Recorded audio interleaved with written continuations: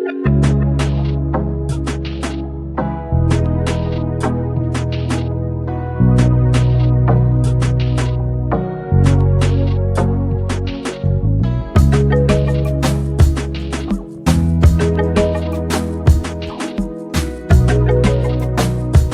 Everyone, welcome back to my channel. तो आज हमारी सुबह 4 बजे हुई थी और ज़्यादा कुछ कोई काम करने के लिए नहीं, बल्कि आज डेली की तरह आज पढ़ने के लिए नहीं, बल्कि आज पूजा करने के लिए। आज जानते हैं सेकंड सोमवार है, मंडे ट्यूसडे है, तो सभी लोग पूजा करने जाते ही हैं। वैसे कोई हम व्रत करते नहीं हैं, मतलब सुबह से शाम तक भूखे नहीं रहते हैं, लेकिन फिर भी हम सोचे थोड़ा सा हर सोमवार को, हर डेली तो नहीं हो पाता है हमसे, लेकिन हर सोमवार को अपना पास के मंदिर या फिर घर में पूजा करते हैं। घर में तो वैसे हर दिन होता है, तो पास के मंदिर में जाके भोला स्थान है, मतलब शिव मंदिर है, तब वहाँ जाके पूजा करते हैं। तो मम्मी यहाँ नहा ली थी हमसे पहले, और नहा के आराम से वो पूरा पूरा थाली समेट ली थी।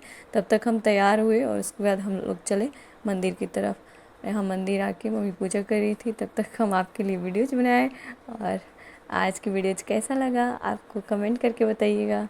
तो आज सबसे पहले पूजा करने के बाद इसलिए लेट हो जाता है हमसे ना, कि हमें कपड़ा धो के और पूरा घर फ्रेश करके जाना होता है, ताकि हम रिलीफ से मतलब महसूस कर सकें। और आके घर में हमको खाना भी बनाना था, जिसमें बाबू के लिए हम बना रहे थे नाश्ता, जिसको चीला कहते हैं वैसे बच्चों के लिए। उसमें मिर्च कम देना था, और आलू जो होता है ना, पोटैटो, उसको घीस के देना होता है। और उसके बाद क्या कहता है, लेंटिन होता है, लेंटिन मतलब मसूर का दाल होता है, उसको इंग्लिश में लेंटिन बोला जाता है। तो उसको पीस के दिया जाता है, तो बाबू अच्छे से खा लेगा। अभी छोटा है तो थोड़ा सा मेहनत होता है, वैसे ज़रूरी है उतना कि बच्चा है तो उसको अलग अलग बना के दीजिए। वैसे तो हमारा बाबू सभी कुछ खाता है, लेकिन हम मतलब अलग अलग बना के दें ताकि वो अच्छा फील करे और डेली उसको अलग महसूस हो। तो वैसे तो डेली नहीं कर पाते हैं, लेकिन आज बनाए थे, जिसमें रात ही को बर्तन धोने टाइम इसे हम समेट लिए थे और सोचे थे कि बाबू को सुबह के लिए हम यही नाश्ता बना के देंगे। तो आज हम आपको दिखा रहे हैं कि ये है लेंटिन का दाल। और हाँ, देखिए प्रक्रिया कैसे बनाए हैं। अगर आपको भी बनाना है, वैसे बड़े आदमी भी खा सकते हैं।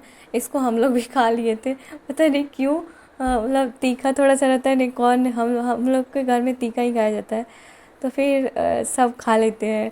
अगर मीठा रहे तो थोड़ा कम पसंद होता है, और पता नहीं सबका अलग अलग होता है। आप लोग क्या पसंद करते हैं बताइएगा। वैसे तो हमारा बाबू आलू ज़्यादा पसंद करता है। वैसे आप बताइएगा कि आलू में कौन सा वसा पाया जाता है, और आलू में मतलब प्रोटीन कौन सा होता है।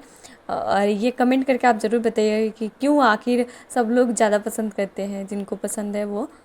ये तो हमारा सुबह सुबह का काम हुआ, लेकिन पढ़ने का जब भी हम लोग पढ़ना शुरू करते हैं, जब भी हम तैयारी शुरू करते हैं, आई होप आप लोग की तैयारी अच्छी चल रही होगी। जब हम पढ़ने का शुरू करते हैं तब हमें लगता है कि ठीक है पूरा करेंगे, एक दिन, दूसरे दिन, तीसरे दिन पे टालते हैं, और कब 3 से 4 साल निकल जाता है, 2 साल निकल जाता है, किन्हीं का 6 महीना निकल जाता है, तो वो पता ही नहीं चलता है। लेकिन पता नहीं, जब हम किचन में होते हैं या फिर कहीं और होते हैं, तो ऐसी स्थिति में हमको ये रिवीजन करना चाहिए, हमको ये याद रखना चाहिए कि आज हमको पढ़ना क्या है। वैसे प्रिपरेशन में सबसे ज़रूरी चीज़ है शुरुआती दिन में। आप जानते हैं कि अभी के गोल्डन अपॉर्चुनिटी है, जिसमें अभी 6 मंथ बाकी है, जुलाई से दिसंबर तक। और जानते ही हैं कि फेज का जब भी हम टारगेट करें, तो सबसे पहले वाला जो एग्ज़ाम है उसको टारगेट करना चाहिए, क्योंकि अगर अगर थोड़ा भी टारगेट में लेट होगा, तब हम पीछे वाले एग्ज़ाम को इजीली पकड़ सकें। तो ये अभी का जो भी है 6 महीना पूरा पूरा बाकी है, और इसमें हम रगड़ सकते हैं, बहुत अच्छे से रिवीजन कर सकते हैं, रिपीट कर सकते हैं। और पढ़ने में सबसे ज़्यादा इफ़ेक्टिव जो होता है वो रिवीजन का होता है। लेकिन हम लोग तैयारी के दौरान समझते नहीं हैं कि आखिर रिवीजन भी करना है। हम लोग सिर्फ पढ़ते जाते हैं, वीडियोज़ देखते जाते हैं, और बस मन भी नहीं लगता है, मोबाइल का डिस्ट्रैक्शन होता है। तो हमको ये चीज़ समझना ज़रूरी होता है कि पढ़ना बहुत ज़रूरी है। पढ़ने के लिए हमें हमेशा पढ़ना ज़रूरी नहीं है कि डेली पढ़ते जाओ फिर उसका कोई रिजल्ट ना हो। इसलिए ऐसा होता है क्योंकि हमको पता ही नहीं होता है।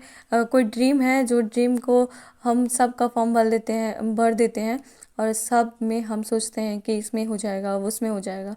तो ऐसा नहीं होता है और ऐसा किसी को नहीं हुआ है तो हमारा कैसे हो जाएगा। और अगर हमारा पहले से तैयारी होता है, किसी का भी पहले से तैयार हो, तब वो हो सकता है, लेकिन हम लोग से नहीं हो पाता है। हमारे जो कैटेगरी के हैं उनसे नहीं हो पाएगा। तो हमें सबसे पहले क्या करना होगा कि पहले एक गोल सबसे पहले सेट करना है कि हमको जाना कहाँ है। अगर रास्ते का पता, जैसे एग्जाम्पल में लेके बताएं, तो हमें एग्जाम्पल में पता होना चाहिए कि हमें जाना कहाँ है। अगर हमें यहाँ से कहीं रास्ते पे जाना है या किसी मोड़ पे जाना है तो हमें पता है कि कौन सा, और ये भी पता करना होता है कि कौन सा रास्ता से जाना है। तो अगर ये पता हो कि कहाँ जाना है तो फिर जाने में भी अच्छा लगता है और एक माइंड में उसको लेके चलते हैं, कहीं दूसरे रास्ते पे तो नहीं जा रहे हैं या तो फिर कहीं अलग तो नहीं जा रहे हैं, किसी से पूछना नहीं तो नहीं पड़ेगा। तो हम जब भी प्रिपरेशन में होते हैं तो खास करके तो हमें बिलीव नहीं होता है कि हमें हमारा कुछ, हम जो पढ़ रहे हैं जो कर रहे हैं उसमें कुछ सही है या नहीं। तो बिल्कुल हम जो पढ़ते हैं वो सही होता है, लेकिन हम डिस्ट्रैक्शन के कारण हमेशा अलग होते हैं। कभी दूसरा का वीडियोज़ देखते हैं, कभी दूसरा का वीडियोज़ देखते हैं और इसके कारण हम कुछ भी अचीव नहीं कर पाते हैं। तो इसलिए सबसे पहले हमें गोल सेट करना है कि कहाँ जाना है हमें। तो हमें अभी ये देखना है कि अभी सीजीएल का जो बहुत सारे एग्ज़ाम है वो करना है या फिर हमें 2026 के लिए पूरा प्रिपेयर करना है। तो ये चीज़ अब डिफिनिट होगा तो हमारा प्रिपरेशन बहुत अच्छा होगा।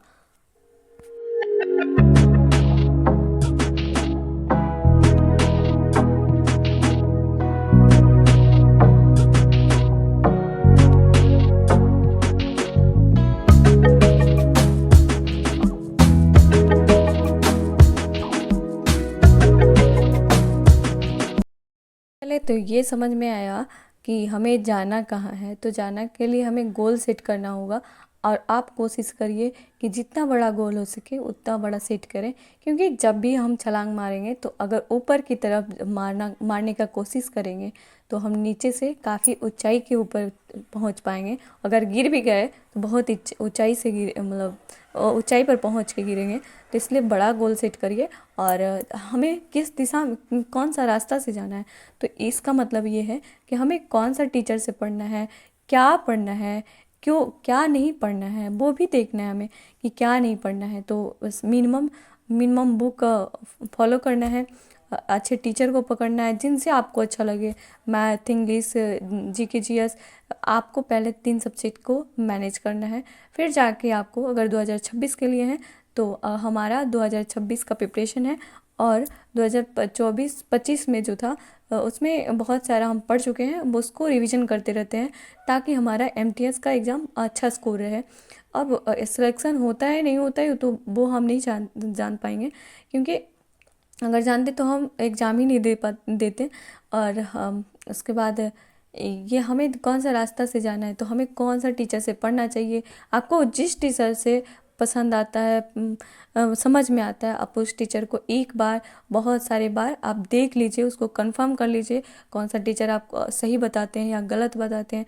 एक डिफिनिट हो जाइए कि हमें कौन सा टीचर से हाँ, लगता है कि हाँ वो अच्छे पढ़ाते हैं। अगर ऐसा होगा तो आप जल्दी से पहुँचिएगा और जल्दी से, जब रास्ता पता होता है तो हम जल्दी से पहुँच जाते हैं।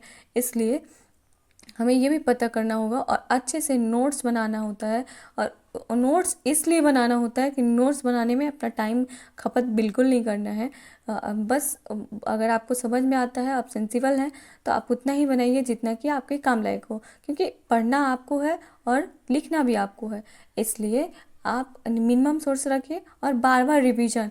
आप जानते ही हैं कि जितने भी टॉपर्स हैं वो लास्ट टाइम या फिर पहले वाला टाइम पे बहुत बार रिवीजन करते हैं, इतने बार रिवीजन करते हैं कि उनको पूरी पेज पेज पूरा एक एक लाइन एक एक वर्ड याद होता है। और revision is the most important होता है एग्ज़ाम में अच्छे रैंक लाने के लिए।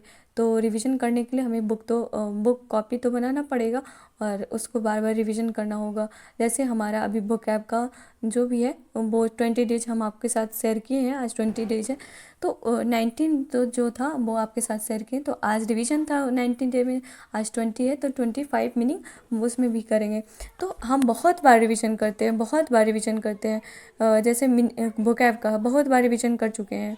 और आप हमारे साथ ज़रूर जुड़िएगा, वो इसलिए क्योंकि हम अपनी बातों को आपके साथ शेयर करें, ताकि हमारे तरह आप भी एस्पिरेंट हो तो हमारी बातों से आप रिलेट कर पाएँ, और हमारी जब भी कोई गलती हो तो आप बता सकें कि कैसे कहाँ हमारी गलती है। वैसा हम ये नहीं करें कि परफेक्ट हम सब कुछ सही बताते हैं और सही है, वैसा कुछ नहीं है। वैसे हम जो अभी अभी जो भी हमारे साथ दौरान हो रहा है वैसे हम आपके साथ शेयर किए हैं। और आपको जो भी बोलना है, जो भी कहना है, जो भी आपको बताना है हमको, वैसे हम कहाँ गलत है तो आप बता सकते हैं। तो यहाँ वोकैब के लिए हम सबसे पहले आ गए थे, और आप जानते हैं कि ये है जिसमें हमारा डेली का टारगेट पूरा होने के बाद हम एक मॉक हम लगाते हैं, जिसमें मॉक का स्कोर भी हम आपके साथ शेयर किए हैं। और ये है वोकैब जिसमें सिनोनियम 100 है, जिसमें मोस्ट इम्पोर्टेंट रिपीटेड जो है वो उसको याद किए हैं, और एंटोनियम भी 100 है, और वन वर्ड सब्स्टिट्यूशन 200 है, और इडियम फ्रेजेस भी 200 है। तो इसको हम रीड करने के लिए, बार बार रिवीजन करने के लिए अभी टाइम है उसके लिए, तो उसको रिवीजन करने के लिए हम आपके साथ शेयर किए हैं। वैसे ब्लैक बुक से कर रहे थे, और मोस्ट इम्पॉर्टेंट जो रिपीटेड है ना वो इसमें ज़्यादा अच्छे से दे दिया है, और प्रीवियस ईयर पेपर में सारे रिपीटेड ही दिए हैं।